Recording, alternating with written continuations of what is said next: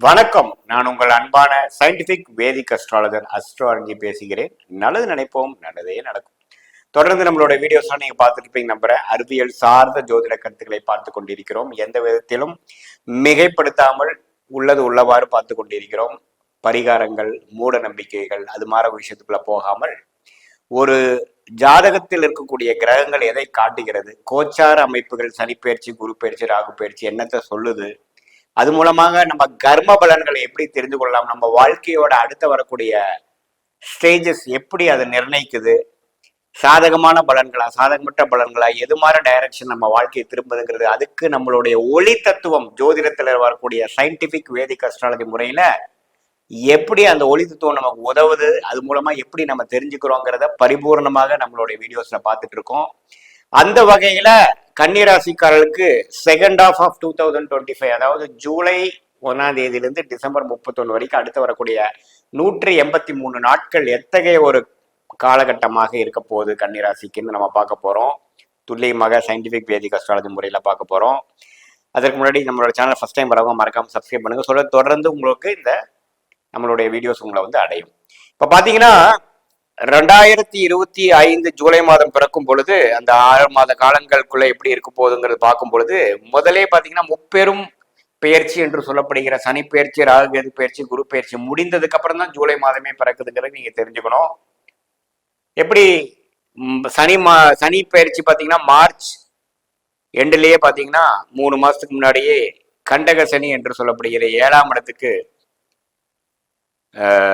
சனி வந்து ராசியை பார்க்க ஆரம்பிச்சிட்டார் கன்னி ராசிக்கு. அதே சமயத்துல குரு 10ஆம் இடத்துல வந்து 2ஆம் இடம், 4ஆம் இடம், 6ஆம் இடத்தை பார்க்க அமைத்து விட்டார். அதே சமயத்துல ராகு 6ஆம் இடத்திலும், கேது 12ஆம் இடத்திலும் ராகு குரு பார்வை பெறுகிறார். இந்த மாற்றம் வந்து கடந்த மார்ச் மே மாதத்துல ராகு கேது சனி பயிற்சி, குரு பயிற்சியால் கன்னிராசிக்கு ஆல்ரெடி முடிந்துதான் இந்த ஜூலை மாதம் பிறக்குதுங்கிறது பாக்குறோம். அதுக்கப்புறம் கன்னிராசியோட அதிபதியாகிய புதன், சூரியன், சுக்கிரன், மற்ற கிரகங்கள்லாம் ஓரளவுக்கு நல்ல அமைப்புல இருக்கிறதுனால அந்த பலன்கள்லாம் எப்படி கன்னிராசியை வந்து பாதிக்க போகுது, என்ன கொடுக்க போகுதுன்னு நம்ம பார்க்க போறோம். இப்ப பாத்தீங்கன்னா குரு 10ஆம் இடத்துல வந்து 2ஆம் இடம், 4ஆம் இடம் பாக்குறது பாத்தீங்கன்னா இடம் சார்ந்த விஷயங்கள், வீடு சார்ந்த விஷயங்கள், தாயார், வண்டி, வாகனம், இது மாதிரி விஷயத்துல அதிக ஆக்டிவிட்டி இருக்கும். இந்த டைம்ல தான் நம்ம வந்து அந்த வீடு முடிப்போம், வீடு வாங்குவோம், இடம் வாங்குவோம், இடம் விற்போம், ஒரு லோன் க்ளோஸ் பண்ணுவோம், லோன் வாங்குவோம், பணத்தை திரட்டுவோம், ஒரு வண்டி வாங்கணும், அப்கிரேட் பண்ணுவோம். இது மாதிரி விஷயங்கள்லாம் அதிகமாக நடக்கக்கூடிய ஒரு காலகட்டமாக கன்னிராசிக்காரர்களுக்கு இருக்க போகிறது. அதே சமயத்துல சனி வந்து 7ஆம் இடத்துல இருக்கிறதுனால நிறைய ஆக்டிவிட்டிஸ், நிறைய பேர்த்த மீட் பண்றது, புதிய முயற்சிகள், பல கான்ட்ராக்ட்ஸ், அக்ரிமெண்ட்ஸ், தொடர்புகள், அதிகமான மார்க்கெட்டிங் துறையில் இருக்கிறவங்க அதிகமாக கஸ்டமர்ஸை பார்க்கறது, பிஸ்னஸ் மற்ற விஷயத்தில் இருக்கிறவங்களாம் மற்ற புது நபர்கள், புது கான்ட்ராக்ட்ஸ், புது பார்ட்னர்ஸ், புது அசோசியேட்ஸ், அது மாதிரி நிறைய நபர்களை சந்திக்கக்கூடிய அமைப்புகள். அதுல சில வந்து கொஞ்சம் தவறான ஒரு அமைப்பு, பங்குதாரருக்குள்ள சில பிரச்சனை ஆகுறது, கருத்து வேறுபாடு ஆகுறது, குடும்பத்துக்குள்ள ஹஸ்பண்ட் ஒய்ஃப்குள்ள கொஞ்சம் கருத்து வேறு ஆகுறது, இதெல்லாமே கொடுக்கக்கூடிய ஒரு அமைப்பு தான் 7ஆம் இடத்து அந்த சனி. அது வர மன சோர்வை கொடுக்கும். ஏன்னா சனி 7ஆம் இடத்திலிருந்து ராசியை பாக்குறாரு, குரு பார்வை விலகிருச்சு இல்லைங்களா. அதனால வந்து முதல் இருந்த 2024, 25 ஏப்ரல் மாசம் வரைக்கும் இருந்த அந்த மன உற்சாகம் குறைய வாய்ப்பு இருக்கு. அதை நீங்க கொஞ்சம் பார்த்துக்கணும், மனசை உற்சாகப்படுத்திக்கணும். ஏன்னா குரு பார்வை விலகி சனி பார்வை கிடைக்கிறது. அதனால லைஃப் இன்னுமே கொஞ்சம் சீரியஸா போற மாதிரி இருக்கும். நீங்க அப்பப்போ கொஞ்சம் ரிலாக்ஸ் பண்ண தெரிஞ்சுக்கணும், இல்லைன்னா வந்து மனசை பாதிக்கக்கூடிய அமைப்புகள் இருக்கு. மற்றபடி பாத்தீங்கன்னா ராகு கேதுகள் 6, 12 இருக்கிறதுனால நல்ல கடன்கள் குறையும், பணவரவுக்கு பிரச்சனை இல்லை, அதெல்லாம் பிரச்சனை இல்லாம போயிட்டு தான் இருக்கும். ஆனா இருந்தாலும் நான் சொன்ன அந்த அந்த சீரியஸ்னஸ் கொஞ்சம் தெரியும். பணம் வந்து எவ்வளவு வந்தாலும் அந்த வீடு, வண்டி, வாகனம், இன்வெஸ்ட்மெண்ட்ஸ், பிஸ்னஸ், அதுல நீங்க இன்வெஸ்ட் பண்றதுக்காக நிறைய முதலீடுகள் செய்ய வேண்டி இருக்கும். சுப செலவுகள் வேலையில் இருக்கலாம் இருந்தாலும் சரி, நடுத்தர வயதினர், குடும்பத்துல வியாபாரம், தொழிலதிபர்கள், குடும்பத்துக்காக மற்ற விஷயத்துக்காக நிறைய செலவுகள் செய்ய வேண்டிய விஷயங்கள் இருக்கு. அதனால கொஞ்சம் பார்த்து செய்யுங்க. மற்றபடி பாத்தீங்கன்னா ராகு கேது ராசி விட்டு விலகுனது பாத்தீங்கன்னா குடும்பத்துல ஒரு அமைதி, பங்குதாரருக்குள்ள இருக்க ஒரு சுணக்கங்கள்லாம் குறையிறது, அதெல்லாம் வந்து நல்ல விஷயம். வெளிநாடு விஷயங்கள், வெளிநாடு போகிறது, விரயங்கள், சுப விரயங்கள் செய்யறது, ஷேர் மார்க்கெட்டை இன்வெஸ்ட் பண்றது, அது மாதிரி விஷயங்களும் உண்டு. ஸோ கன்னிராசிக்காரர்களுக்கு பார்த்தீங்கன்னா ஓரளவுக்கு நல்ல விஷயங்கள், குடும்பம் அமையிறது, திருமணம் தடைகள் நீங்கிறது, காதல் கை கூடுறது, அது மாதிரி விஷயங்கள் கண்டிப்பாக உண்டு.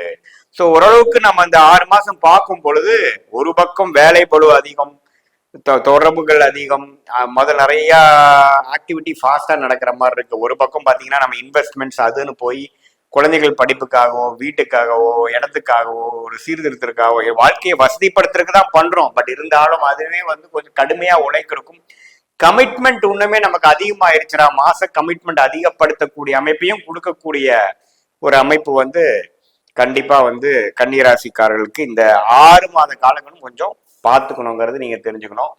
மற்றபடி உங்களுக்கு ராசி அதிபதி எல்லாம் கொஞ்சம் நல்ல அமைப்புல புதன் இருக்கிறதுனால எல்லாத்தையும் சமாளிச்சு வந்துடுவீங்க. இது மாதிரி ஐடி துறை, டெக்னிக்கல் துறையில் இருக்கிறவங்களுக்குலாம் நல்ல ஒரு தேர்ச்சி, அவங்களாம் ஒரு லோன் போய் ஒரு வீடு வாங்குறது, இடம் வாங்குறது, அது மாதிரி விஷயங்கள்லாம் கொடுக்கக்கூடிய அமைப்புகள் கட்டாயம் உண்டு. ஸோ இதெல்லாம் சேர்ந்த ஒரு பேக்கேஜா தான் உங்களுக்கு கன்னிராசிக்காரர்களுக்கு வருகிறது. 10ஆம் இடத்துல குரு இருந்து 4ஆம் வீட்டை பார்க்கும்போது அம்மா விஷயத்தினால சில பெனிஃபிட்ஸ் வருது, அம்மா மூலமா சில சொத்துக்கள் வருவது, கடன் பட்டு கடன் டாப் அப் லோன் போய் ஏதோ ஒன்று வாங்குறது, அது மாதிரி விஷயங்கள்லாம் நிறைய நடக்கக்கூடிய அமைப்புகள் இருக்கு. பட் இது தேவையான விஷயத்துக்கு மட்டும் நம்ம வாங்குறோமா அல்லது நம்ம கொஞ்சம் எல்லை மீறி போறோமா அப்படிங்கிறதையும் கொஞ்சம் பார்த்துக்குங்க. ஏன்னா நம்ம கடன் வர வேண்டிய டைம்ல கரெக்டா வந்துடும். அதுக்கப்புறம் அது அடுத்த வருஷம் அடைக்கிறதுக்கு நமக்கு ஒரு சுப கடனா இல்லாம அசுப கடனாக மாறக்கூடிய ஒரு வாய்ப்புகளும் காரணம் இருப்பதனால கண்டிப்பா நீங்க கொஞ்சம் கேர்ஃபுல்லா இருந்துக்கிறது நல்லது. மற்றபடி பண புழக்கங்கள் நல்லா இருக்கு, டிராவலிங் நல்லா இருக்கு, எதிர்காலத்துல விசா கிடைச்சி வெளிநாடு போகணும்னு நினைக்கிறவங்களுக்கு நல்ல அமைப்பு கொடுக்குது. இதுவரை விசா ரிஜெக்ட் ஆனவங்களுக்கு கிடைக்கும். இது மாதிரி லோன்னு ஃபினான்ஷியல் விஷயத்துல இருக்கிறவங்களுக்கு நல்ல பெனிஃபிட்ஸ் கிடைக்கும்.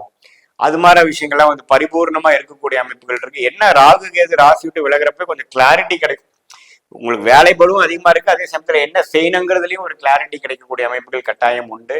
ஸோ கூட்டி கழிச்சு பார்க்கும் பொழுது கன்னிராசிக்காரர்களுக்கு ஒரு நல்ல மாற்றத்தை கொடுத்து, என்னதான் வேலை பளுவும் ஒரு மனசோர்வும் கொடுத்தாலும் வாழ்க்கையில அடுத்த கட்ட நடவடிக்கை, அடுத்த கட்ட வசதி வாய்ப்புகளை தேடி வாழ்க்கையோட ஸ்டேட்டஸ்ல உயரக்கூடிய வேணுங்கிற ரிஸ்க் எடுக்கக்கூடிய ஒரு அருமையான ஒரு காலகட்டமாக 2025 ஜூலை மாதத்திலிருந்து டிசம்பர் மாதம் 183 நாட்கள் 2025 செகண்ட் ஹாஃப் உங்களுக்கு அமையிறதுங்கிறத நீங்க தெரிஞ்சுக்கணும்.